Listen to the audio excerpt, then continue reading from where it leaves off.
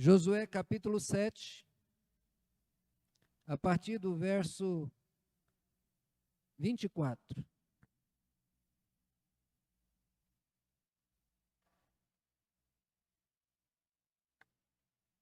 Pregando nesse texto há uns meses atrás, eu falei a respeito do poder destruidor do pecado, no qual o pecado vai destruir você. O pecado destruirá a tua família e o pecado destruirá a tua igreja. Hoje nós vamos também falar a respeito dos males que o pecado traz, mas nós queremos trazer uma visão da esperança, da graça de Deus que se manifesta. Então, Josué capítulo 7, versículo 24 diz: Então Josué e todo Israel com ele tomaram Acã, filho de Zerá, e a prata, e a capa, e a barra de ouro, e os seus filhos, e suas filhas, e seus bois, e seus jumentos, e suas ovelhas, e sua tenda, e tudo quanto tinha, e levaram para o vale de Acor. E disse Josué: Por que nos conturbaste? O Senhor hoje te conturbará. E todo Israel o apedrejou, e depois de apedrejá-los, queimou-os. E levantaram sobre ele um montão de pedras, que permanece até o dia de hoje. Assim o Senhor apagou o furor da sua ira, pelo que aquele lugar se chama o Vale de Acor até o dia de hoje. Agora vai lá na sua Bíblia e abra em Oséias, no capítulo 2. Oséias, capítulo 2. Os versículos 14 e 15.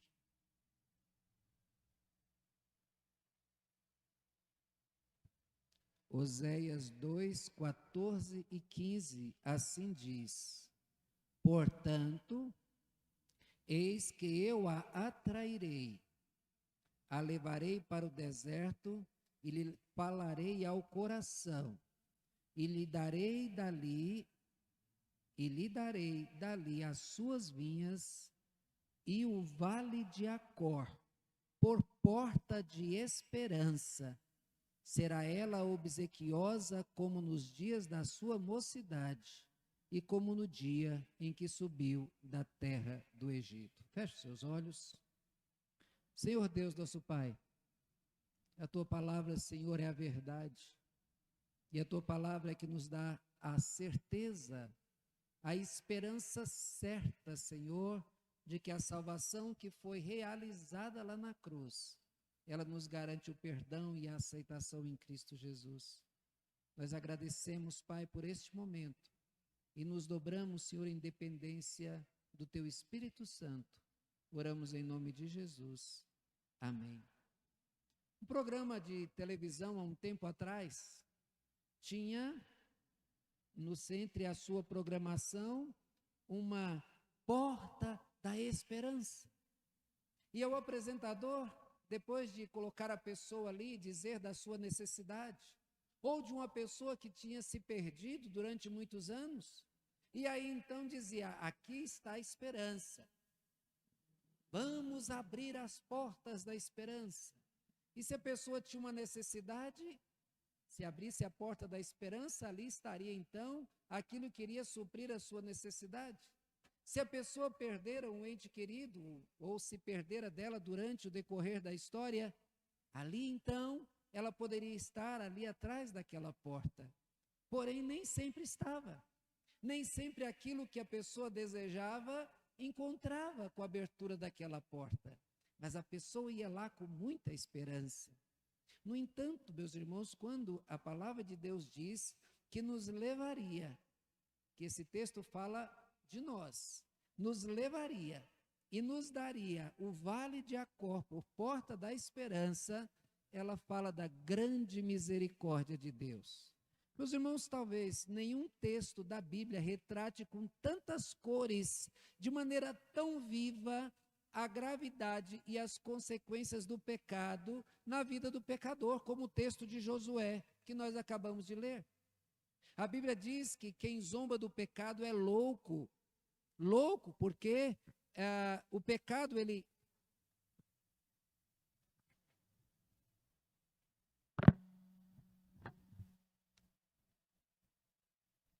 É louco porque o pecado, ele traz graves tragédias da vida do pecador. Porque o pecado, uma pessoa que peca, ele está trazendo prejuízos para a sua vida material e também prejuízos para a sua vida por vir. Todas as tragédias que podem atingir a você, meu irmão, elas atingem na sua vida temporal. Fome, doenças, mas elas podem trazer também doenças físicas, fazer com que você chegue até a morte.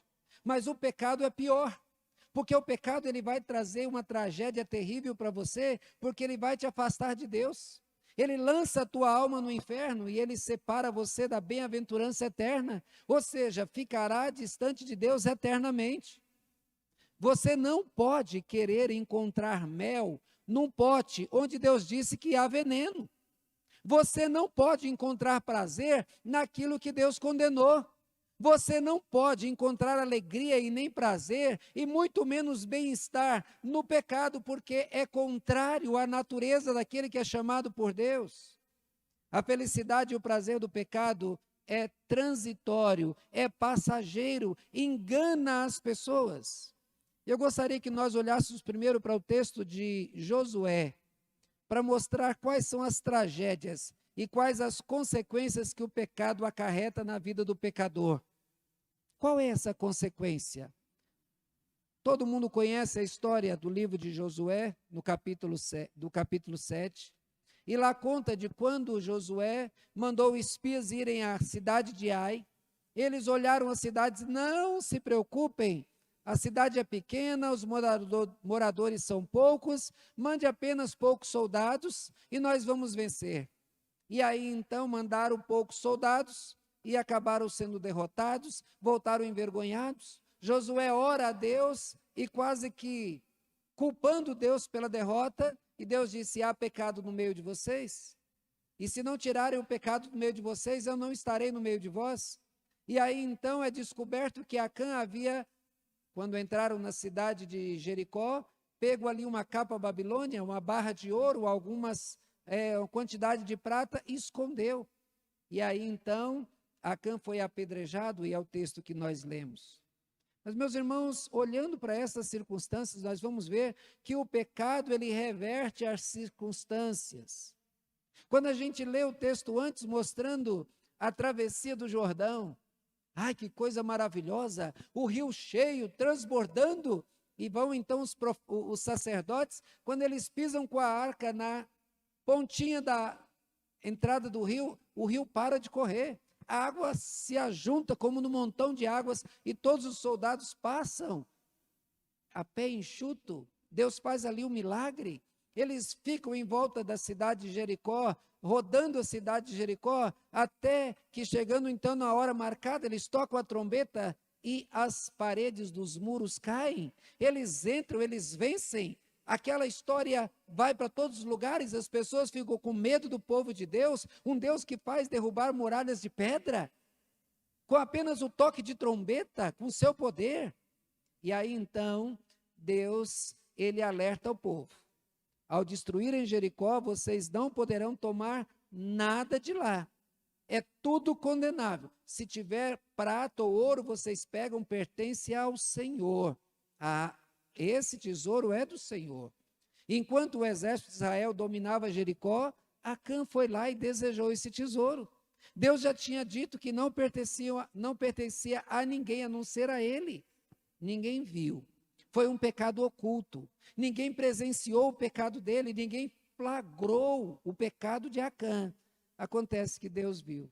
Ele pensou que estava isento de qualquer consequência, como muitos pecadores acham que porque ninguém presenciou, o seu pecado vai continuar escondido. Josué mandou alguns soldados espiarem. eles voltaram e, por causa da palavra deles, mandou uma quantidade pequena de soldados até a cidade de Ai. Voltaram então derrotados. Os homens de Israel foram derrotados diante dos inimigos. Eles tiveram seus corações derretidos como água. Voltaram envergonhados. A situação reverteu, é isso que o pecado faz. O pecado transformou uma vitória em derrota. Só que aquela derrota que o povo de Israel sofreu não foi uma derrota dos exércitos da cidade de Ai, porque eles mesmos disseram: a cidade é pequena, os soldados são fracos, nós venceremos. Aquela derrota foi uma derrota imposta pelo pecado. O pecado, ele rouba as forças da igreja, rouba as forças do crente. Quando um crente transgride, desobedece a Deus, ele se entrega ao pecado, aquilo que poderia ser vitória na sua vida se torna uma derrota. Até aquela bênção maravilhosa que você recebe, se você está em pecado, ela vai trazer males em vez de trazer coisas boas. O brado de triunfo se transforma numa vergonha. As bandeiras de vitória são trocadas por corações derretidos. Por quê? Porque o pecado reverte circunstâncias. As Escrituras falam de um homem, Sansão, um rapaz cheio do Espírito Santo, um homem que trouxe nas batalhas grandeza para o povo de Israel, um herói de guerra, conquistava vitórias. O nome de Sansão simbolizava luz, sol, claridade. Só que Sansão começou a brincar com o pecado. Ele se envolveu com mulheres que não eram para se envolver. Ele rompeu, por causa disso, todos os compromissos com Deus. Ele era um nazireu e, como nazireu, ele não podia tocar em cadáver. E o que ele fez? Ele foi lá tomar o mel que estava no cadáver do leão que ele tinha matado. Ele não podia beber bebida forte, mas por causa da influência dos jovens lá de fora, do povo pecador, ele deu um banquete com 7 dias de bebida para todo mundo. Ele não quis ser diferente. Ele não podia cortar o cabelo, mas se deitou no colo de uma mulher vadia. Essa mulher tomou o seu coração. Ele acabou contando então o seu segredo, e o imbatível guerreiro se tornou um servo, um escravo na mão do inimigo. Aquele que tinha como nome luz, teve os seus olhos vazados. Por quê? Porque o pecado reverteu a situação da sua vida. Observe a tua vida, meu irmão, você. Porque normalmente quando a gente ouve uma palavra dessa, a gente diz: eu queria que tal pessoa estivesse vendo. Não, eu falo para você, não brinque com essa questão do pecado. Deus, ele quer um povo santo. Não há consequências mais danosas do que o pecado na vida de qualquer pessoa, seja ela crente ou não. Alguns homens da Bíblia foram tremendos, vitoriosos, arriscaram tudo para não pecar, e o exemplo disso é Daniel e seus amigos. Daniel, que se dispôs a ser jogado numa fornalha para não deixar de orar, ser jogado numa cova com leões para não deixar de orar. Os seus amigos, eles se dispuseram a ser jogados numa fornalha para não adorar outro Deus que não fosse Deus. Vejam, meus irmãos, que a gente vê também José do Egito preferindo ir para a cadeia para não cometer adultério. Paulo e Silas sendo presos porque não quiseram deixar de pregar. Até que ponto você está lutando contra o pecado? Porque Hebreus diz que nós devemos lutar contra o pecado até o sangue. Então essa é a primeira observação que fazemos. O pecado, ele reverte a situação.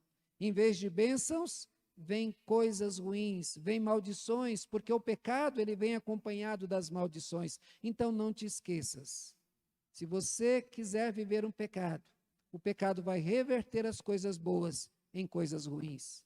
Mas em segundo lugar, o pecado faz o crente subestimar os adversários, subestimar as situações de pecado, as situações que poderiam fazê-lo cair.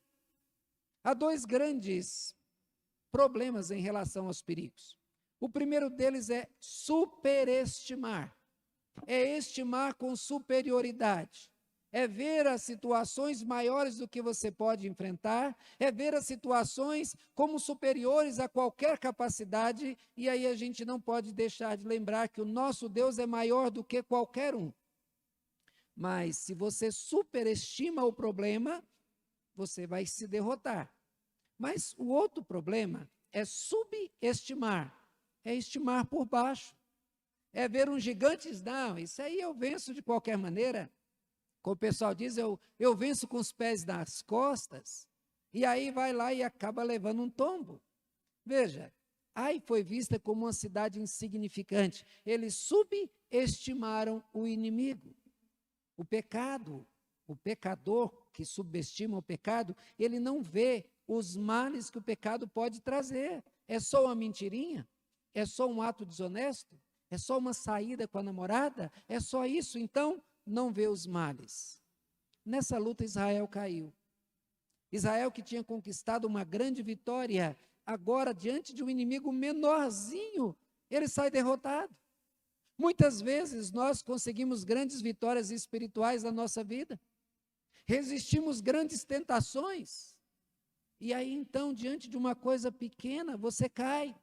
Você que deixa, que aguenta, você que engole sapos terríveis, para você não pecar contra Deus, de repente você se vê falando mal de alguém, você se vê fazendo algo que parece ser pequeno, mas é pecado, e quando a gente faz isso, as coisas vão entrando na vida da gente. Por não vigiar, nós fraquejamos, e tentações que a gente diria que é pequena, entram na vida da gente e destrói. Veja, Davi, o herói, matou um leão, o urso veio atacar as suas ovelhas, ele matou o urso. Diante do gigante Golias, um homem de quase 3 metros de altura, ele não teve medo, eu vou em nome do Senhor, e foi lá e venceu.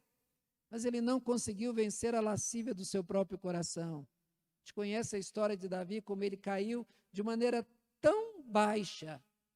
Se nós não tomarmos cuidado, nós subestimaremos o poder do inimigo, e aí nós fracassaremos. O herói Sansão foi derrotado no colo de uma mulher. Salomão, que construiu o templo de Jerusalém, ele acabou adorando ídolos porque casou-se com mulheres de outros povos. E para não deixá-las tristes, ele ia lá e adorava os deuses dela. Lá em Cantares 2,15 diz: apanhai-me as rapozinhas que fazem mal às vinhas, que devastam a vinha porque as nossas vinhas estão em flor. Cuidado com as raposinhas. Você teria medo de uma raposinha? É tão bonitinho, filhote, né? Filhote de qualquer coisa, é tudo bonitinho. E aí então, fala, não teria problema as raposinhas.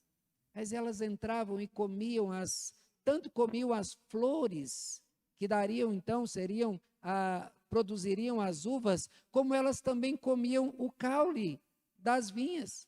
E aí então, o pé de uva não brota, porque comeu ali a raiz. Mas se viessem raposas grandes, os vigias veriam. Mas as pequenininhas passam e ninguém olha. Assim é o pecado. Cuidado em pensar que o inimigo é fraco, que você é capaz.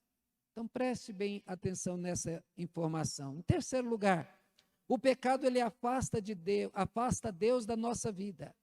O pecado afasta Deus da nossa vida. O versículo 12, Deus diz: eu já não serei convosco, se não eliminardes do vosso meio a coisa roubada. Quem é você sem Deus? Eu estava vendo uma pessoa dizendo: se eu respiro, é porque Deus me dá capacidade de respirar.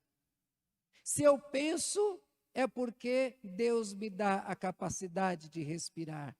Se eu amo, é porque Deus me amou primeiro. É o nosso representante lá no Supremo Tribunal que disse isso, e eu achei uma declaração maravilhosa de um homem diante de poderes que pensam em tudo menos em Deus. Ele disse: Deus é a razão da minha vida. E nós deveríamos repetir essa frase, sempre dizendo: eu dependo de Deus em tudo. Acontece que o pecado, ele tira Deus da tua vida. E o que você fará sem Deus? Quem é você sem Deus? Não haverá nenhum bem para nós se Deus não estiver conosco. Se a mão de Deus não guiar a nossa história, nós vamos perecer, vamos cair, porque o cair é do homem, o levantar é de Deus, mas Deus não levanta, você fica caído. E Deus diz: eu não serei contigo se não eliminar do vosso meio a coisa contaminada. Deus está dizendo: tira o pecado da tua vida, ou eu não estarei com você. O que poderia estar contaminado na tua vida? Pensamentos? Atitudes? Desejos? Pare e pense, você não está falando com o pastor, não, é com o teu pensamento e Deus. O que você tem nutrido na tua mente que está afastando as coisas boas de você e o próprio Deus da tua vida? Deus, ele é santo e Deus não comunga com o mal. Deus não pode estar na presença do mal. Ele não faz parceria com o pecado. Ele não aplaude transgressão.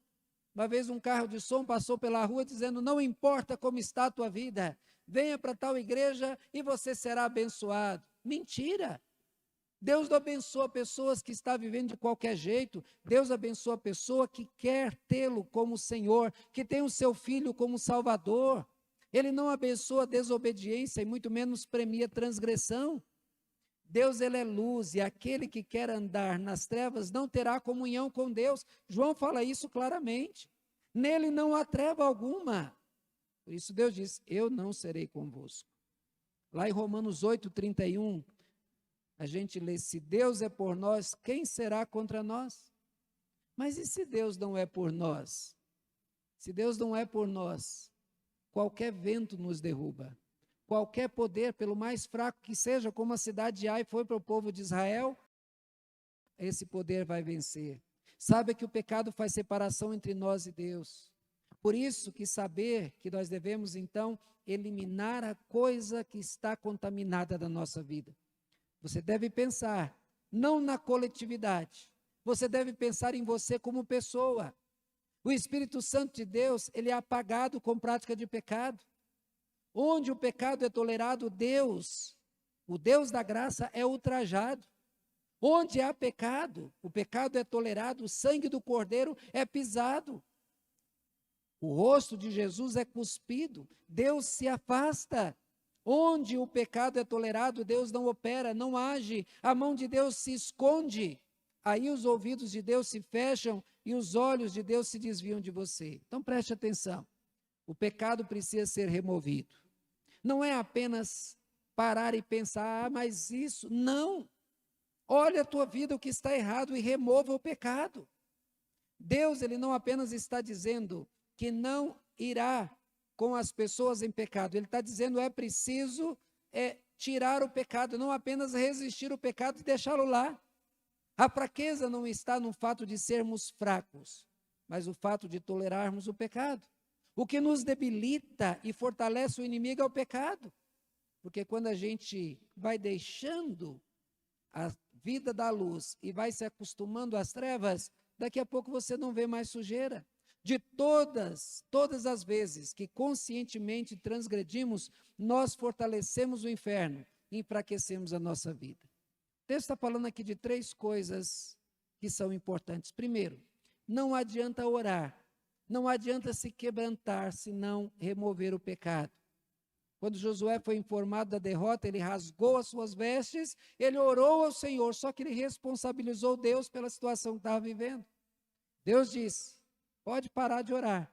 Interessante que é o primeiro lugar que a gente vê Deus mandando: para de orar. Para de orar por quê? Porque não adianta orar se não quer tirar o pecado. Havia coisa errada no meio deles. Lembra que a arca simbolizava a presença de Deus. E quando estavam lutando, o povo de Israel lutando contra os inimigos, os filhos de Eli foram lá trazer a arca. Porque a presença de Deus levaria o povo então à vitória. Acontece que os inimigos prevaleceram. Por quê? Porque a vida dos filhos de Eli estava em pecado. Eli não corrigiu os pecados dos filhos. E acabou que a arca foi levada pelos inimigos, o povo de Israel acabou morto, os filhos de Eli foram mortos, e o próprio Eli caiu de costa e morreu também. Mas também vimos aqui, meus irmãos, que apenas um transgressor pode levar a derrota a todos. Imagina que você está fazendo um perfume delicioso, e cai uma mosca dentro. Acabou, pode jogar aquilo fora, vai apodrecer, não vai dar certo. Você está fazendo uma omelete lá com 20 ovos, você coloca lá 19 ovos, perfeito, aí o último você quebra, está podre. Você tem que jogar tudo fora. O pecado escondido, do caso de Acã, não foi nada escandaloso, ninguém viu, só o transgressor, e ele cuidadosamente escondeu. Veja a dureza do coração de Acã. Ele viu o povo derrotado e não fez nada. Ele sabia que ele era a causa daquilo.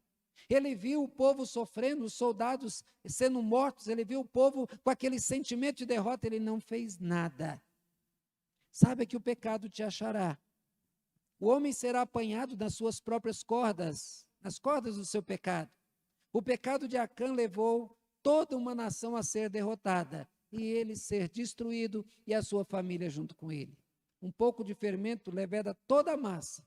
Um só pecador na igreja é o bastante para impedir que ela seja abençoada. Em terceiro lugar, nós vimos que Deus exige santificação. Acã devia ser consagrado. E ele devia ter consagrado a Deus aquilo que ele encontrou. Mas ele preferiu roubar a Deus. Há pouco eu acabei falando a respeito de como cada membro da igreja deve ser fiel. Deus, ele não precisa de dinheiro, mas as contas da igreja são pagas com dinheiro dos membros, na fidelidade dos membros. Deus, ele quer que você consagre as tuas finanças, seja fiel. E muitas pessoas mentem o valor que entregam dizendo que é o meu dízimo, e não é.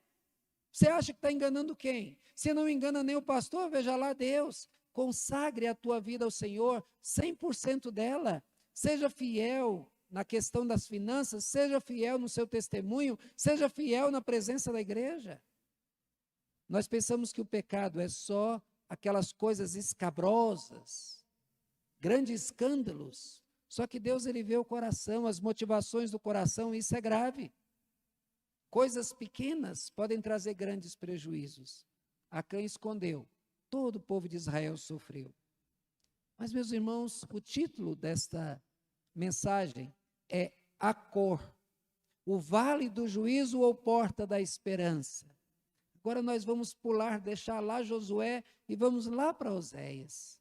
Quando Deus disse, eu vou abençoar, eu levarei ao deserto, eu vou sustentar, eu darei vinhas, eu darei o vale de Acor como porta da esperança. O que isso quer dizer? Meus irmãos, aquele vale se tornou um vale da triste lembrança da condenação de um homem. Levou Israel à derrota, e aquela lembrança de tantas pessoas que morreram era algo triste. Mas aqui esse texto, quando Oséias tem um vislumbre da graça de Deus, ele olha para aquele vale que lembra o pecado do povo de Deus, e ele agora, ele olha como um rasgo de fé, ele vê a graça de Deus, e ele vê que aquele vale já não é mais um vale de dor. Aquele vale agora se torna o monte do Gólgota, onde Acã, ele foi pedrejado, o próprio Filho de Deus vai lá e dá a sua vida. Agora ele vê a graça de Deus, que não vai lembrar do pecado, mas vai lembrar da salvação.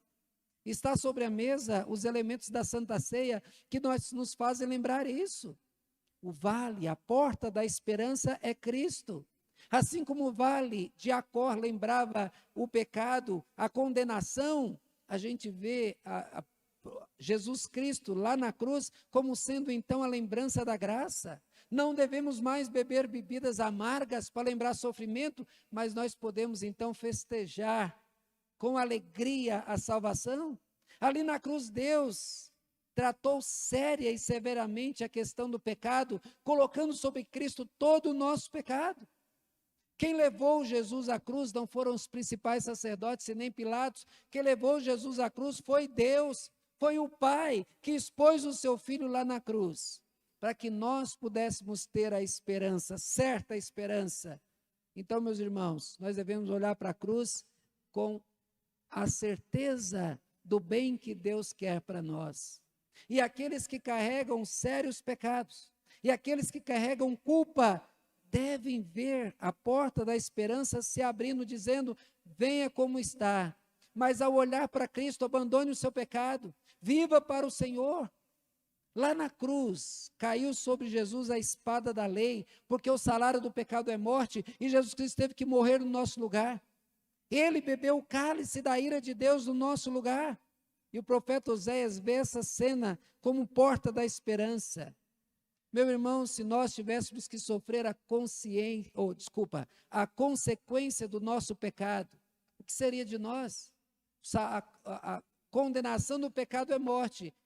Teria alguém vivo aqui ainda? Mas acontece que Cristo foi lá e morreu por nós. Agora o vale do juízo se transforma no vale da esperança. A cruz de Cristo, então, é fonte de perdão para a vida de todos. O pecado não deixou de ser grave. O pecado não deixou de ser o pior dos males. Continua afastando as pessoas de Deus. O pecado não deixou de ser maligno aos olhos de Deus. O pecado não deixou de ser vil e sujo, de ser o combustível do inferno. Mas a grande notícia para nós é que existe a porta da esperança na cruz, em Cristo. E que se nós buscarmos abrigo no sangue de Cristo, Ele nos purifica de todo o pecado. Ele nos livra do apedrejamento e da condenação eterna. Então, se você que está aqui presente, tenha certeza de que o que te espera é condenação por causa da culpa que você carrega. Pelo fato de você continuar repetindo os mesmos pecados. Então, olhe para essa porta da esperança em Cristo, sabendo que ela vai se abrir. E o Filho de Deus, ele vai estender as mãos para você e dizer: vinde, entra no gozo do Senhor. Mas aqueles que não olharem para essa porta da esperança, não entrarem por essa porta, não quiserem seguir a Cristo, saibam que vão ouvir: apartai de mim, maldito. É difícil a gente ver pessoas recusarem o Evangelho. Quando nós fomos ao cemitério levar as biblinhas, algumas pessoas disseram: o que é isso, Bíblia? Não quero nem saber dessas coisas. A gente sabe que a Bíblia é a fonte da palavra de Deus, e na palavra de Deus a pessoa vai encontrar Deus e a salvação. Eu ouvi de um rapaz, esta semana, dizendo que ele, quando falou, a irmã dele falou a respeito da escolha e da salvação em Cristo, disse: eu não fui escolhido, não, eu não preciso disso, aqui é Cristo. O que resta é só condenação. O vale do juízo hoje é a porta da esperança. Você quer entrar por ela? Se você entrar, você vai encontrar Cristo. Na porta da esperança do Silvio Santos, nem todas as vezes que havia solução dos problemas. Mas quando nós olhamos para Cristo, quem entra por essa porta tem a certeza de que um dia estará num lugar onde a morte não mata, onde não há razão para tristezas e nem lágrimas. Quem está com Cristo tem a salvação. Que Deus abençoe, meus irmãos, que nós possamos guardar de maneira vívida em nossas mentes a porta da esperança que Deus colocou sobre nós. Amém?